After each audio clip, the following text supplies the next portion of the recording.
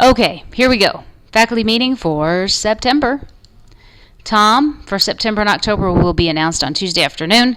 I can tell you that it is not going to be Mickey Stark. Pies. Take a look at this. I just wanted to throw this up here so you all would have a chance to really look at it. So I'm going to ask you to pause and read through all of this. But part of the walkthrough has changed a little bit, and that process, collaboration piece, active student learning, teacher-led learning, seat work with teacher support, seat work without teacher support, and significant disengagement. Those are all of the different categories. For the active student learning piece to be marked, we're really going to be looking for pies. And that is the piece. It doesn't have to be cooperative learning, but that is something that is just more than group work. PIES involves all students having some sort of accountability in some way. So please pause this. We'll talk about it more in staff meeting, but I wanted to give you a preview so you had an idea. SPS Pay It Forward. This is our annual charitable giving campaign. This is our timeline that they gave me at principals meeting on Wednesday. If you will notice, the 3rd and the 4th, they're having the champion training sessions.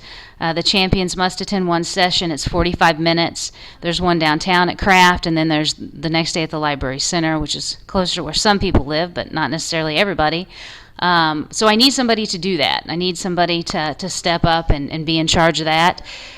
It's a great thing to have on your resume if you're looking to build that up or do an advanced degree. Sometimes you have to do certain things when you're working on an advanced degree, so please let me know if you're interested in that.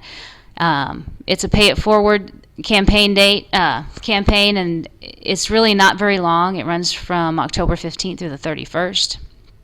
So, and then everything gets turned in the first day of November. So I do think that they are going to allow us to contribute to the foundation and not just the United Way. I will know more about that on Tuesday to let you know, but I know some people are kind of caught up in the United Way and all of their administrative costs, and it's not that I disagree with you, but hopefully the foundation does a lot of good work, and we're going to talk a little bit more about the foundation in a minute. But if you're interested in doing this and being our champion, please let me know. Persistence to graduation presentation requests are currently out there, and if you want to know more about it, see Emily Buff or Nikki Pickett, because they've gone every year. Emily is the 6th grade team leader, is that persistence piece from elementary to middle, and then Nikki, of course, from middle to high is the 8th grade team leader. Some ideas. We saw some really great things last year from teachers presenting what they are doing in their classroom to keep kids engaged. So it's an engagement thing. It's more learning from each other than it is about how to keep kids in school. So Glasson's use of songs and math, what came to my mind as an idea, or share an innovative project that's unique to you. Showcase your use of technology to facilitate learning. One thing that came to mind there was Forrest and his blogging, and I know Matt Smith is using blogging in his class, so those are just some ideas that came to me, but I would like to see us represented at P2G. There's lots of schools that were there. Talk to Emily and Nikki, because they really saw some good things last year. Parent communication. I think we have done better every year in communicating with parents. I think using the website postings for each team is going to be another real critical piece of that. And I know some of you are reluctant, and some of the folks that are in charge of the websites at the different levels are having trouble getting information from everyone. But what I will say to you is you should kind of know what you're going to do for the week. It doesn't have to be exact, but please get that to them when they ask, and try not to give them any pushback, because parents look at that more than you know. And it is a good piece for us to stay in line with parents and to help them understand what's going on at school. I would say the easiest way to do this as a teacher, if I were in the classroom, I would just make my own blog, and every day I would post my clear goals and success criteria and my agenda as a blog entry for that date. And then you never have to communicate your information to anybody. They can just link to your blog. And then you will have this running diary of all your plans for every day, and if somebody is absent on a certain day, you can point them in that direction, and they can look to see what the clear goals and success criteria were for that day. Used to be known as the objective for the day, and then what you actually did in terms of your agenda. And parents will know that. It's very transparent. So if you need help with that, please see me. I'm happy to help you set it up. I know Forrest is doing a session coming up in October, so if you're not signed up for that, you might see him on your own, and I bet would be happy to help. SPS Foundation, pick a project. I've learned about this in principals meeting. It's much like Donors Choose, and it will be coming online. So if you have a project that you would like to get funding for, I'll let you know when their website becomes live, but it sounds like a cool thing. You post it on there, and then they have donors that will pick things and fund it. So it seems like it's going to be an ongoing process, not just a one-time of the year thing like our current grants are. Sounds really neat, so please take advantage of that, and I'll get you more information when I have it. Financials. Folks, before you order anything from anybody, regardless of whether or not you've used them before or ordered things from them before, you must see Janet first. There are no exceptions.